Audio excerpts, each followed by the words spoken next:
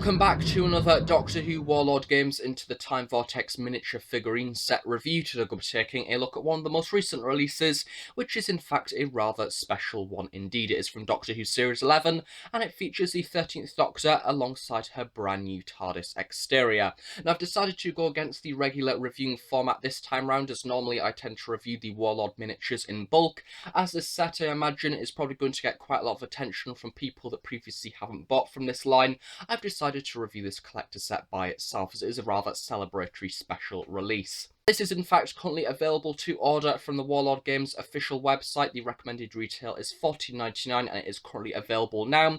And if you like what you see throughout this review, I certainly recommend checking out all of the details on the website, as it does also include some images of these miniatures on the inside of this box, actually professionally painted, giving you a little bit of a more insight into what these miniatures would look like once they are in fact coloured. So firstly, taking a look at the packaging, this is in fact the brand new Doctor Who Series 11 style guide, which I've not yet reviewed on this channel when it comes to the Warlord Games line, meaning that the layout is a little bit different from the previous releases. So starting off at the very top, we get this rather nice wooden texture to represent the brand new colour of the TARDIS, with the brand new Doctor Who logo there in the orange and yellow typeface. Rather unusually, we do get the BBC logo both here and here, which is a little bit odd, a bit repetitive as well, and we do also get the Warlord Games logo just below this. In the very middle, we get a very lovely image of the 13th Doctor, alongside a CGI version of her TARDIS, with a little bit of a backdrop there, with a rather nice sort of rainbow design, I do believe, from the promotional material for Doctor Who Series 11, which is very nice, very colourful indeed. And of course, at the very bottom, we do get the titling of this set, along with a little bit of Gallifreyan symbols, along with the 13th Doctor, and TARDIS nicely lettered there at the very bottom. The sides of the box, you don't really have too much going on. It is pretty much just the same repetitive format over and over again, with the 13th Doctor and the title of the set. And then on the opposite side, once again, exactly the same, just in the portrait layout design. And then of course at the very top, once again, the title of the set and the image of the 13th Doctor. And then at the bottom of the box, you just have some company information along the barcode. Taking a look at the back, the format is in fact pretty much exactly the same to the older releases in this series. We in fact have a colorized image of both the 13th Doctor and her TARDIS as seen throughout this set, along with an unpainted version at the very top. And then of course at the very bottom, get a little bit of information about the Exterminate Miniatures game, which I have previously reviewed on this channel, which I definitely recommend checking out if you haven't already. And then to finish off the box, you in fact also have a little bit of information about the 13th Doctor and her TARDIS at the very bottom. To this set being a little bit different from the previous ones released in this series, we don't in fact have a blue seal of Rassilon tray on the inside. Instead, we just have one little bag that in fact features the 13th Doctor miniature figure, along with a rather nice label that says that this has been packed for you by the plastics team, along with supervised by Donna S, which is a rather nice personal touch. And then also on the inside, you do of course get the TARDIS as well, wrapped in bubble wrap, which we'll be taking a look at later. And then finally, to complete the inside of the box, we do in fact get this little leaflet that details a bit about Warlord Games, such as why the miniatures aren't toys and not suitable for people under 15 years of age, and things like that. And we do also get a little bit of information about the actual Warlord Games headquarters as well, which is nice, providing a little bit of context into the making of your miniature figurines. This is a really nice set to hopefully start off a brand new era of 13th Doctor miniature figures. No doubt we will see quite a lot of different miniatures from Series 11 and the further seasons of Doctor Who featuring the 13th Doctor. And it's certainly a very nice way to start it, with the brand new Doctor and her brand new TARDIS together. Now the miniature itself of the 13th Doctor has in fact been cast in the normal way using metal, and TARDIS itself has just been cast in a standard plastic. First thing I am going to address is of course why are these figures unpainted, and that is the whole idea of these figures. A few people don't really get that. These are basically the equivalent almost of Airfix kits. You buy them in order to have them as a paint set, in order to paint up, to make them look like actual colorized miniatures. However, you can also decide to do what I do with them and just ink them a little bit in order to put them on the shelf and have almost a sense of uniformity, because it must be said, you do need quite a lot of talent in order to actually paint these miniatures, considering they are of quite a small scale. So the first port of call for the 13th Doctor is in fact to give her a little bit of an ink wash. Now, for this review and the previous reviews that I have done in the past, I am in fact going to be using the Army Painter Quick Shade Dark Tone Wash that is in fact available to be purchased from the Warlord Games website. However, you can of course also use any other dark tone washes from your normal model shop retailers. Simply applying the ink to the figure. Now, there isn't really any way that you need to do this, you just need to simply apply it all over every single area of the figure itself, getting into the crevices and also getting into all the different creases. So for example, where you think there would be more shading in real life, maybe just apply a bit more ink to the figure itself in those areas in order to really get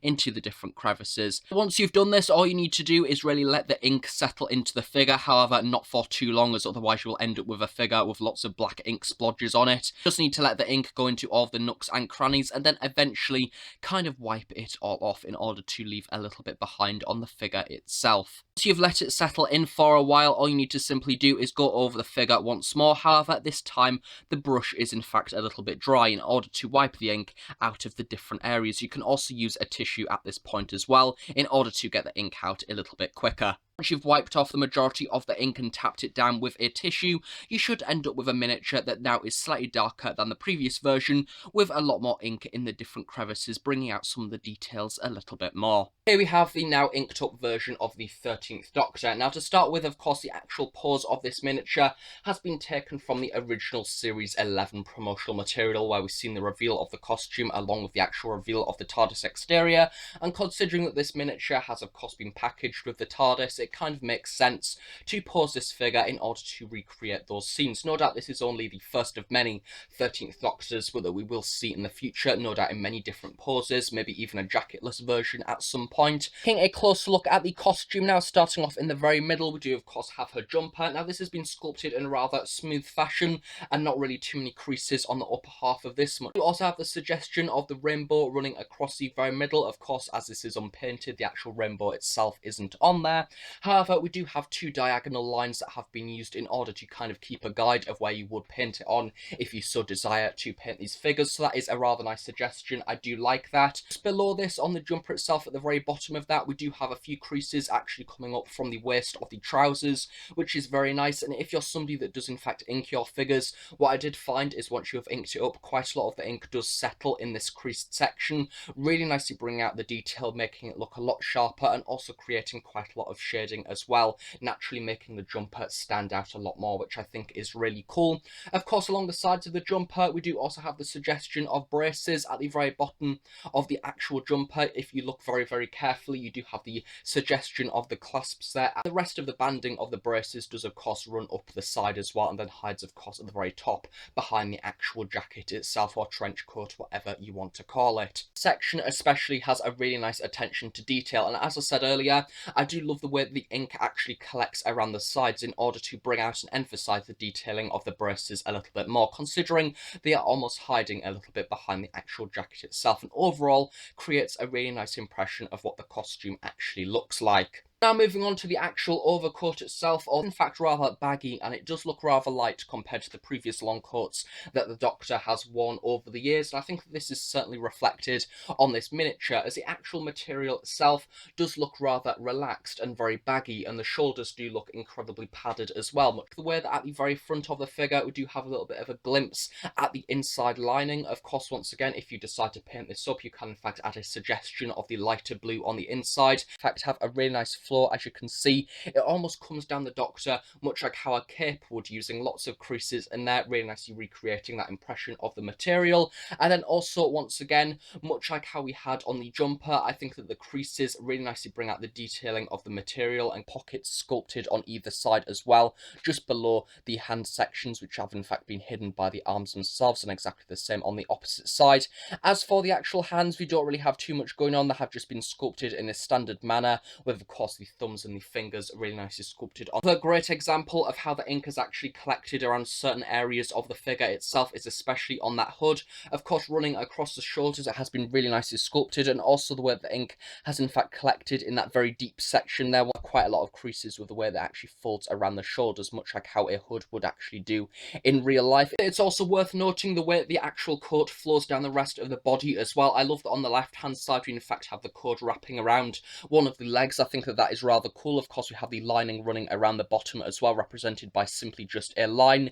And then, of course, it does also float a little bit more dramatically around the back as well, which really nicely suits the pose and makes her look very cool indeed. Moving on to the lower half of the costume, we do have the 13th Doctor's trousers. Now, I must admit, on the original reveal, this was the certain element of the costume that I didn't really like too much. However, over time, it has in fact grown on me quite a lot. So as you can see, the trousers are high-rise, much like how they are in the actual series.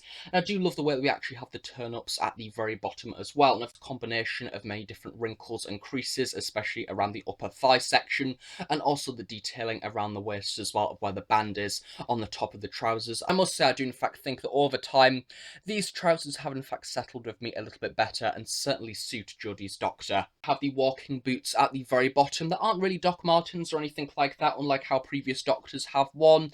We do in fact have a rather thick sole that has been replicated at the very bottom, however, not really too much detail on the rest of the shoe itself. We do have the laces running up the middle, and then we do also have the sock there, nicely coming out of the top as well, much like how she does wear throughout quite a lot of stories. So once again, if you are painting this up, you could of course add a little bit of blue on there, which will be quite nice. Then, much like all the other figures in this series, of course the figure does finish off with a little teardrop base there at the very bottom of the 13th Doctor, titling nicely printed onto the base itself. Now moving on to the likeness to Jodie Whittaker, who does of course portray the 13th Doctor. I think that one of the benefits of in fact having the first female Doctor is, regardless of the sculpt or regardless of how she looks in merchandise form, you can always tell it's her because she naturally stands out from all the others due to her being female and therefore not looking like any of the other Doctors. The actual expression that they've gone with is a rather serene expression. I do believe I have been looking at this sculpt for quite a while, and I do think that there might be a mild suggestion of a smirk in there, which is quite nice, but I do think that generally the structure of the face is quite nice,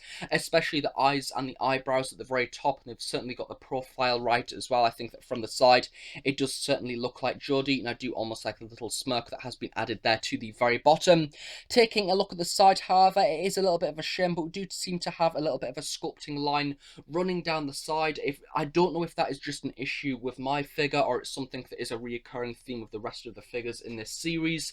It's only standing out quite a lot, of course, at the minute due to me using a camera and it being zoomed in quite far in order to take a look at the likeness of the face. But once you are using it sort of from your natural eye and you have it at quite a distance, you can't really tell too much. I am really impressed by the use of the actual earring as well at the very side of the face. We do have a slight suggestion of the earring coming down from the ear, which I think that for the scale is incredibly impressive indeed.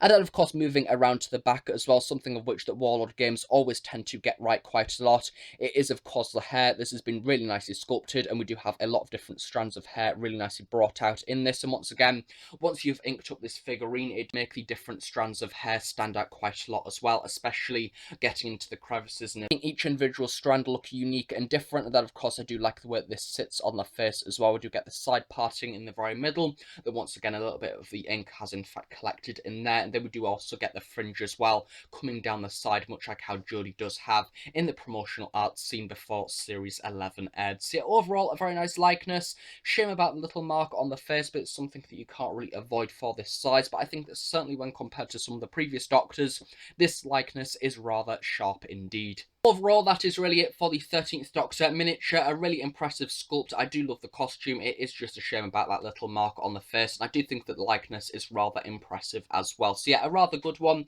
I'm looking forward to seeing more 13th Doctor figures in the collection. And of course, no Doctor will be complete without their Tardis, which I'm going to be taking a look at next. Of course, this is the second variation of Tardis that has been released in the Warlord games line. I do believe that the previous version was kind of a basic variation of Tardis that could be used for the 11th and 12th Doctors, and due to the similarity of that Tardis to the previous version, you could probably pass it off as a 9th and 10th Doctor Tardis as well. Of course, the 13th Doctor Tardis is fairly different in design. If anything, it is the most unique Tardis that we've seen so far throughout the new series of Doctor Who. It does have a few differences here and there, which I will be going on to in a little bit, and it is nice to see that the differences have in fact been incorporated into this model, and it does make it look different from the previous release in this series. And of course, due to this being a TARDIS, it is a little bit bigger than a normal human being, therefore it is in fact a little bit bigger than the miniature of the 13th Doctor, and from what I can see, I do believe it is in fact pretty much in scale. Giving the new TARDIS capsule a little bit of a spin, we've all seen a TARDIS before. They are pretty much all the same basic design, just with a few elements changed here and there.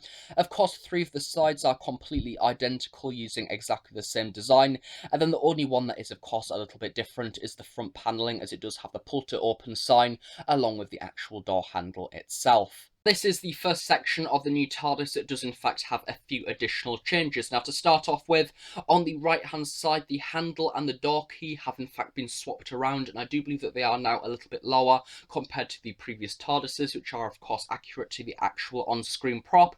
Then of course at the opposite side as well, we do have the pull to open sign that has been really stunningly recreated. We do in fact have the text even printed onto the plastic itself, and from what I can see, it does in fact have the actual writing as seen on the actual pull to open sign, which is incredibly impressive for the scale, and I imagine that if you paint this up, it will look really cool. However, as for the differences, we do in fact have once again the handle being swapped over to now be on the left hand side as opposed to the right hand side, and then of course that corresponds with the hinges as well, which is a really nice attention to detail, and perhaps something that other lines of merchandise would in fact forget to change. Other than that, the basic layout of the actual TARDIS capsule is pretty much exactly the same to any other releases. So as you can see, we do have the rows of 4 panels at either side, and then of course at the very top we do have the main windows.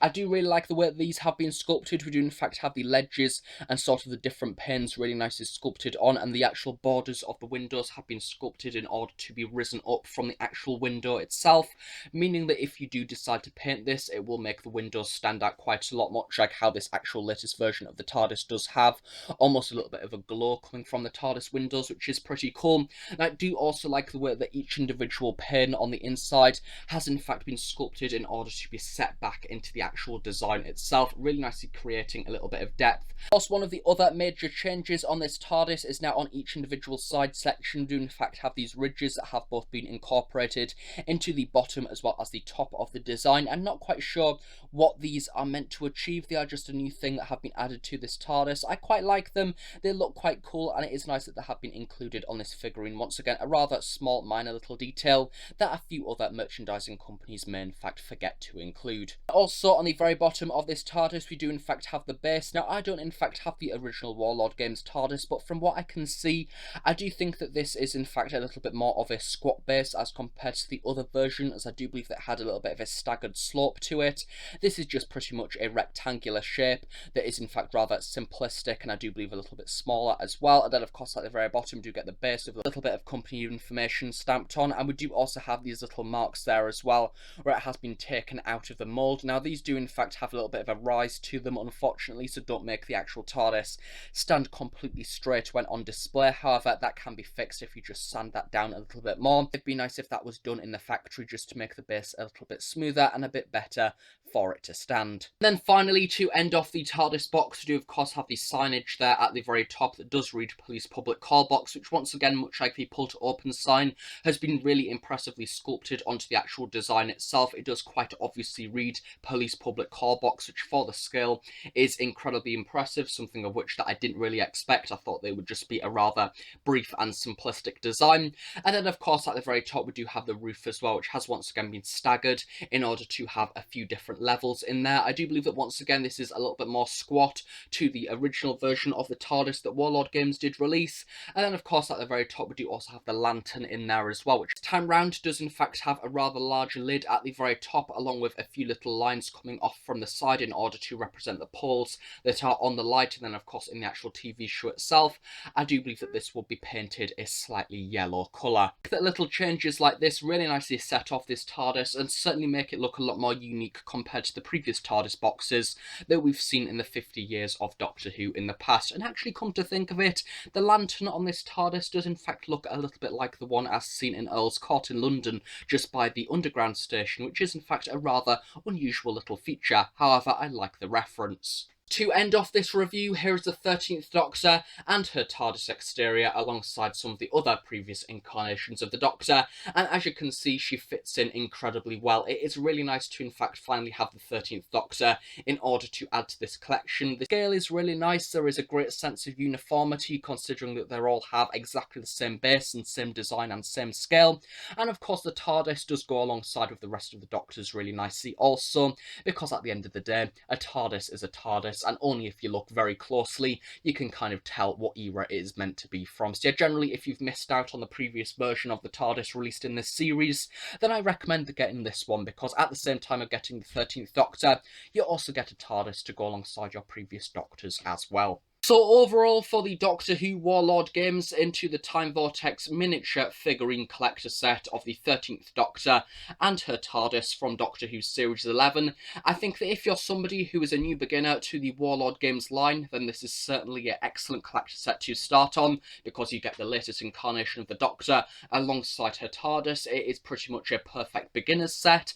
I think that if you're somebody who is either experienced in model making kits or is an experienced painter of painting very small models, then this is certainly a set for you, because I imagine that if you're talented in kind of that line, you will be able to create a really nice product that is nicely coloured. However, if you're like me and is kind of worried that you're not going to be able to give the sculpt some justice by painting it, then you can also do what I do and actually just ink it up, as it does look very nice on display either way, as both the TARDIS and the 13th Doctor miniature figures do in fact have some very nice details, and it is great to in fact be able to add the 13th Doctor to the collection. No doubt the first of many 13th Doctor figures that we will be getting over the coming years from many different pieces of merchandise in many different lines. So as I said at the start of this review, this set is currently available to order from the Warlord Games website for $14.99. So if you like what you've seen throughout this review, then I certainly recommend checking out the website for further details.